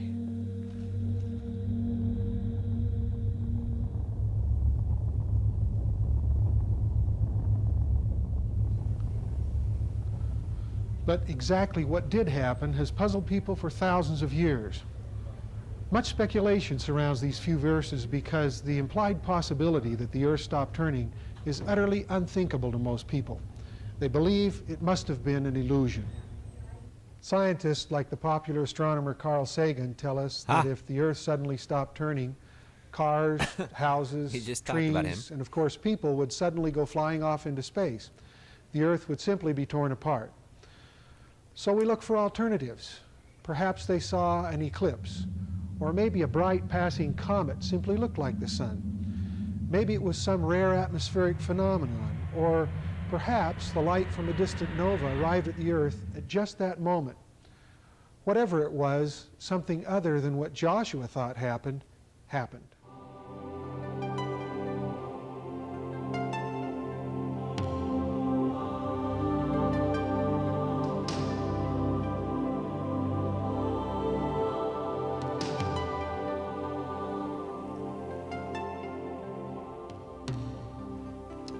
But that leaves us in a bit of a quandary, doesn't it? On the one hand, we're taught to believe that a prophet cannot lie, even a lesser one like Joshua. So the earth must have stopped turning, right? Well, on the other hand, our enlightened scientific understanding and our logical, rational minds tell us that such a thing cannot happen without utterly destroying the earth. So what are we to believe? Well, the usual response to this dilemma is to speculate, as we just did, about what phenomena might have created the illusion that the earth stopped turning. Or we might simply note that the prophet Joseph Smith declared the Old Testament to be full of translation errors, and this must surely be one of them. So what do we believe? Did the earth really stop rotating for several hours, as Joshua wrote? Or was it some other natural phenomenon that only made it look that way? Or is the account itself corrupted? Well, just when we backed ourselves into a corner, along comes the cavalry. In this case, the Book of Mormon. As with so many other questions, this book holds the answer to the mystery of Joshua's long day. But first let me ask, do you believe this book is correct? Does it contain any falsehoods? The truth is, no good Latter-day Saint can say that the Book of Mormon is flawed. The Lord has even declared in modern revelation, "As your Lord and your God liveth, it is true." Joseph Smith said that it's the most correct book, so we must accept what's written in the Book of Mormon. Keeping all that in mind, let's turn to Helaman chapter 12, verses 8 through 17. It's here that Mormon describes and explains plainly what must have happened in the days of Joshua. For behold, the dust of the earth moveth hither and thither to the dividing asunder at the command of our great and everlasting God. The hills and the mountains tremble and quake. They are broken up and become smooth, yea, even like unto a valley. Yea, by the power of his voice doth the whole earth shake. The foundations rock even to the very center. Yea, and if he say unto the earth, Move, it is moved. Now pay close attention to this. Yea, if he say unto the earth, Thou shalt go back, that it lengthen out the day for many hours, it is done. And thus, according to his word, the earth goeth back. I just want to point out the Legend of Zelda type music going on in the background has me totally vibing right now. So just wanted to say. And it appeareth unto man that the sun standeth still. Yea, and behold, this is so. For surely it is the earth that moveth, and not the sun. This is the finest, plainest astrophysical dissertation in all of Scripture. As Nephite prophets were wont to do, Mormon spoke plainly. There is no metaphor here, no symbolism, nor is it a theoretical construct. It is a straightforward declaration of the facts. So what does it tell us? That the long day of Joshua happened, just as Joshua told it. The earth's rotation can be halted and apparently restarted. without destroying everything.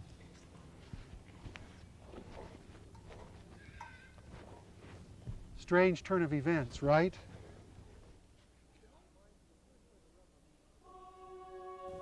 Mind you, here's where the rubber meets the road, so to speak. What do you think of this? Can you accept that such things can occur? Or are there still doubts? As one who has an unshakable witness of the restored gospel and the calling of the prophet Joseph Smith, I tell you that a primary message of the gospel and the prophets is that such things do occur.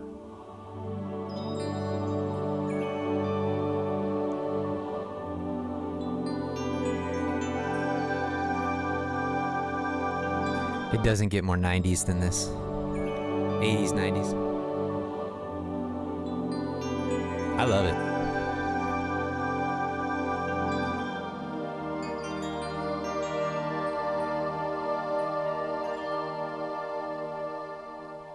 Well, since Mormon says that it can happen, let's look more closely at this phenomenon to see if we can understand how it happens.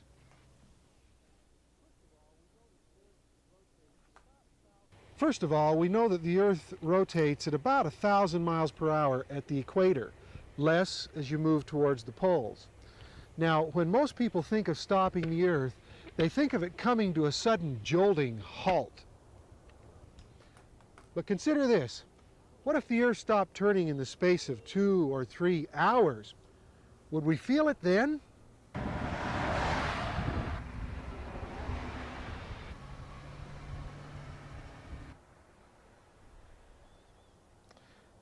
The answer is no. A few simple calculations tell us that a 2-hour deceleration period would require, at the most, a reduction of about 8 miles per hour each minute. Gradual deceleration in such tiny increments would be virtually imperceptible to you and me. But the secondary effects would be pronounced. This world, disrupted in its rotation, would reverberate with precisely those manifestations listed by Mormon. The halting of the Earth would cause tremendous lateral shearing forces, such as those that created these. Mormon wrote that there would be earthquakes. The hills and the mountains tremble and quake. Doth the whole earth shake? The foundations rock even to the very center.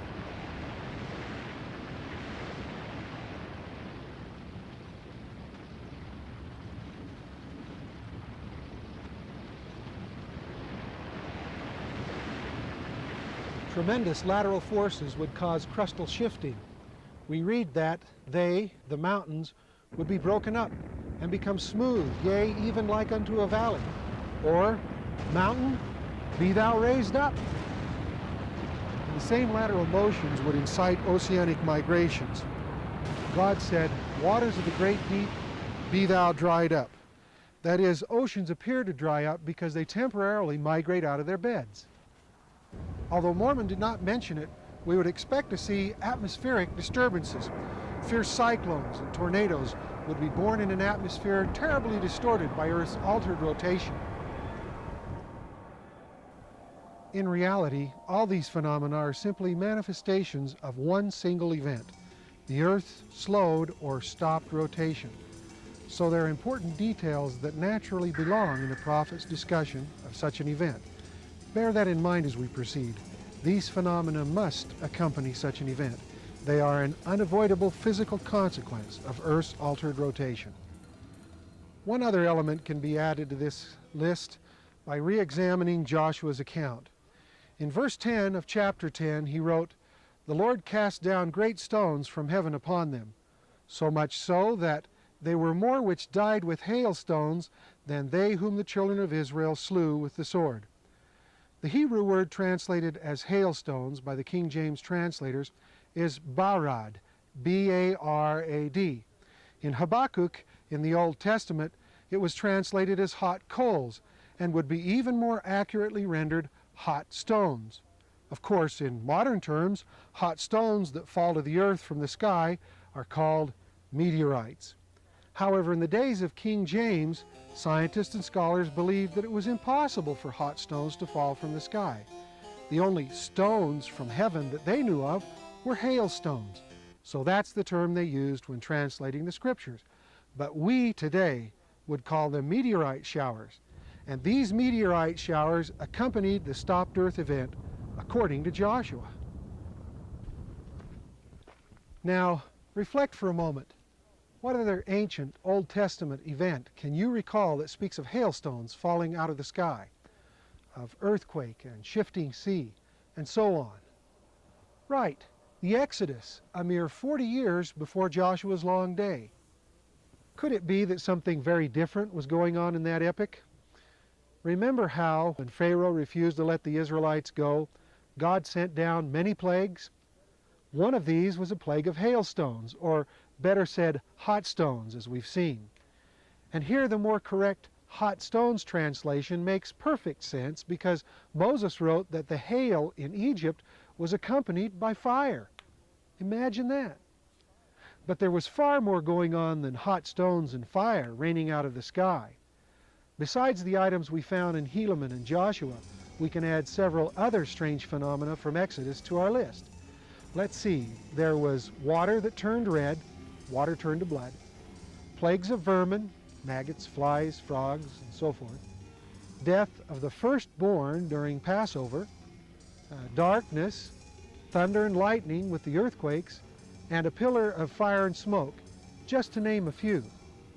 Before reading Mormon, we might have thought that some of these observations by Moses were mere exaggerations or perhaps metaphorical allusions to local events.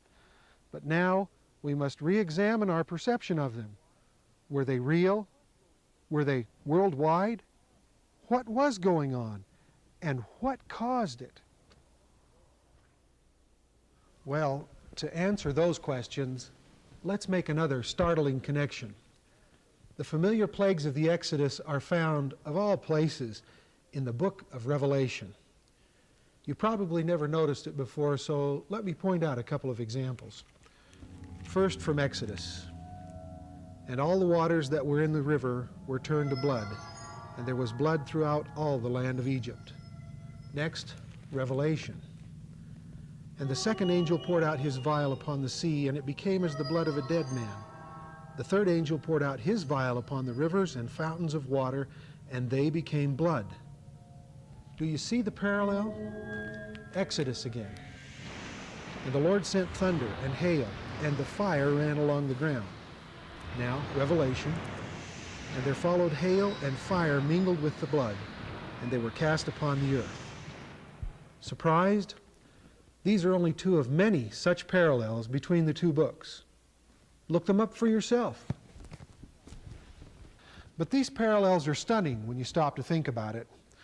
Isn't Revelation about the last days? And Exodus is history, right? Well, that's the connection that I wanted you to make. Both books are talking about identical types of events, one over 3,000 years ago, the other yet to come. It appears that the last days will see a rerun, if you will, of the Exodus destructions.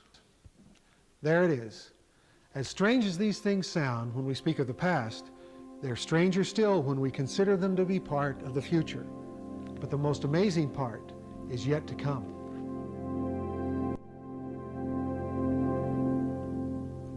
Let's turn to Revelation and read what John wrote about the cause of these catastrophes, what it is that stops the earth, showers meteorites and fire upon the earth, raises mountains, moves oceans around, and wreaks havoc the world over.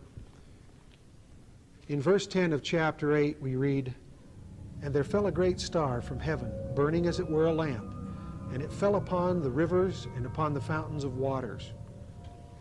A star? Could a distant star cause these things? Again in chapter 9, verse 1, John wrote, "And I saw a star fall from heaven unto the earth." There's that star again. What John seems to be saying here is that a star will have something to do with the strange phenomenon we've been reading about. In fact, he points to the star as the cause of the water turning to blood. And here's another parallel. In the book of Acts, Exodus is connected to a star. Now, understand, in ancient parlance, the term star can be applied to any celestial body. A comet or a planet will do as nicely as a star. After all, they all look about the same to an earthly observer. The important point to gather here is that events like Joshua's long day, or the Exodus plagues, or Revelation's latter-day calamities are all caused by extraterrestrial bodies.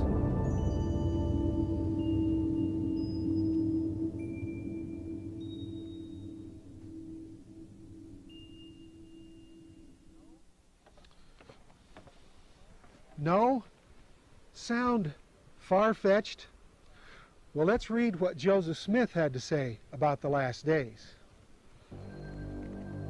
There will be signs in the heavens above and on the earth beneath, the sun turned into darkness and the moon to blood, earthquakes in diverse places, the seas heaving beyond their bounds. Well, those are the same things we've been talking about, right? But he goes on to pinpoint the cause. Then will appear one grand sign of the Son of Man in heaven. But what will the world do? They will say, it is a planet, a comet, and so forth. A planet? A comet? Could this be John's star? Was the great pillar of fire and smoke of the Exodus really a planet-sized comet, head and tail standing vertically on the horizon?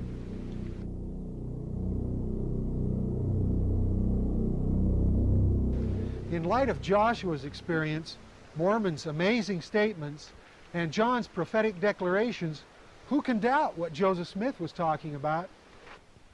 He even associated several of the secondary phenomena with the principal cause.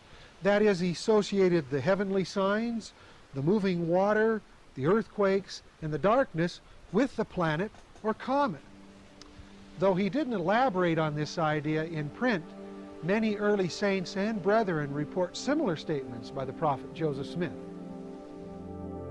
Now, this we know, a comet or planet moving far from the earth could cause no such damage. Joseph Smith's statement clearly implies a close pass, or a near miss, if you will.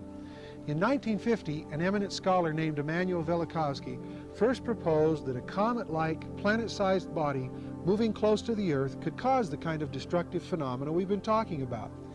He claimed that the debris from the tail, together with the gravitational and electromagnetic effects of the passing body, caused the events recorded in Scripture, as in Exodus and Joshua.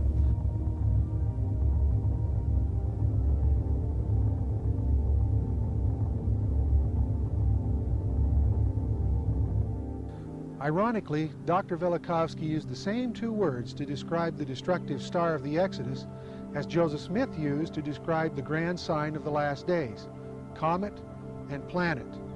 I believe they used identical terms because they were describing nearly identical events, one historic, the other prophetic. Now, let's look at one more piece of evidence.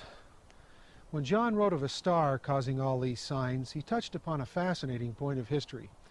In antiquity, there was a primary goddess worshipped by virtually every ancient civilization. She was known universally as the Queen of Heaven, but she went by many names, each from a different culture. She was known as Aster, Astarte, Ashtoreth, Ishtar, Hathor, and so forth. Now, notice that each of these names share a common root, which in English became the words star and astro. Considering that bit of etymology, what do you think gave rise to the worship of this ancient Queen of Heaven? Notice the snakes. Apparently, the gods and goddesses of antiquity were inspired in the minds of men by celestial apparitions. Call them comets, or planets, or stars. So the prophets were right. Star is the proper word. Even the English words for the kind of super-destructive planet-wide events we've been talking about retain this same root. Consider the words catastrophe and disaster. What do you think was the agent behind the worst kind of destruction imaginable? One interpretation of the word disaster is literally from the star. The key remains in our language. It was astro-destruction, ruin from the stars. No wonder ancient men watched, implored, and even worshipped celestial bodies.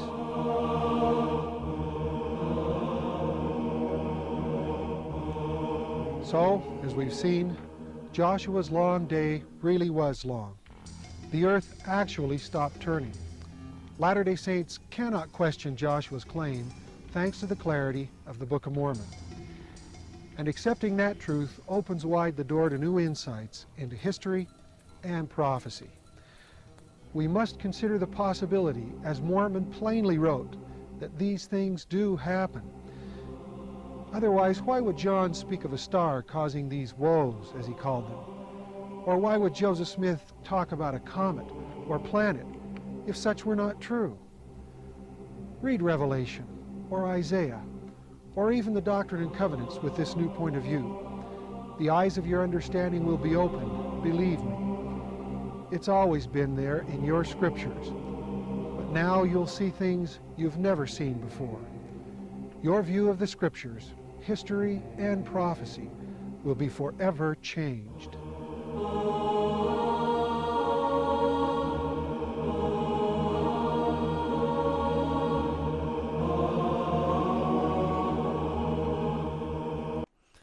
I just want to give Anthony Larson his flowers. I really do appreciate everything he's done.